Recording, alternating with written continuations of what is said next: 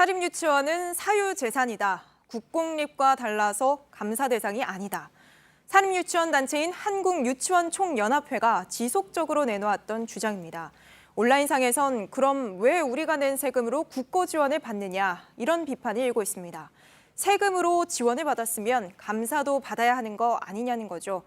팩트체크팀은 현행 감사 제도가 어떻게 돼 있는지, 과연 사유재산을 이유로 감사 대상이 아니라고 주장하는 게 설득력이 있는 건지 살펴봤습니다. 오디영 기자, 사립유치원 누가 운영할 수 있는 겁니까? 일단 설립은 법인이 할 수 있습니다. 그리고 사인, 그러니까 개인도 할 수가 있습니다. 단 시도교육감에게 승인을 받아야 합니다. 전국의 사립유치원 수는 4,200개가 넘습니다. 2017년 교육통계연보를 보니까요. 개인이 설립한 사립유치원이 3,724개, 그러니까 전체의 87% 정도였고 법인이 만든 사립유치원은 515개, 12% 정도였습니다. 87%면 개인이 운영하는 곳이 대다수네요. 사유재산이라고 주장하는 그 근거는 뭡니까? 네, 총연합회 측은 그동안 지속적으로 이렇게 주장해 왔습니다. 설립자가 토지와 건물, 시설을 투자하기 때문이라는 건데요. 운영 허가만 받았을 뿐 실제로는 개인의 재산이 들어간다는 겁니다. 국공립과 달리 사립유치원 시설은 개인 소유인 것은 맞습니다.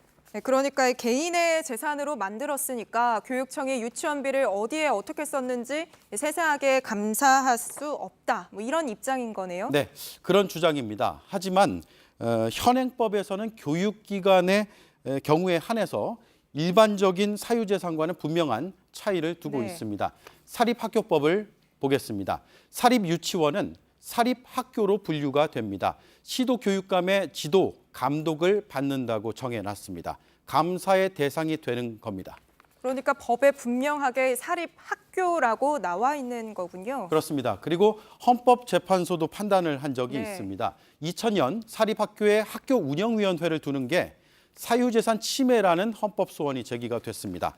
헌재는 사립학교가 공교육의 이익을 담당한다는 점에서 국공립과 본질적인 차이가 있을 수 없다라면서 국가가 일정한 범위 안에서 운영을 감독, 통제할 권한과 책임을 지는 것이 당연하다고 결론을 내렸습니다. 네, 그러니까 정리하면 사립유치원의 시설은 사유재산이지만 사립학교, 그러니까 공교육을 담당하는 기관이기 때문에 감사는 받아야 한다. 이런 이야기군요. 맞습니다. 지난해와 올해에 일부 원장이 경기교육관과 그리고 감사 담당관을 직권남용 등의 혐의로 고소 고발한 사건이 있었습니다.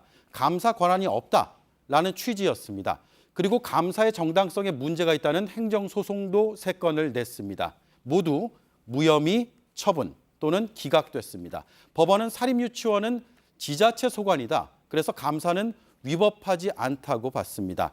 올해 3월부터는 사학기관 재무회계 규칙이 개정이 돼서 사립유치원의 회계 기준이 강화됐습니다.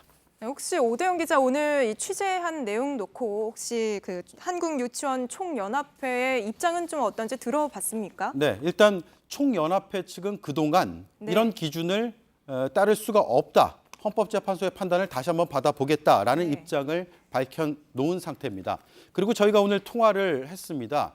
좀 더 구체적인 입장을 물었는데 방송 전까지 회신이 오지는 않았습니다. 이 시간 이후에 반론이 들어오면 사실 확인을 거쳐서 전해드리도록 하겠습니다.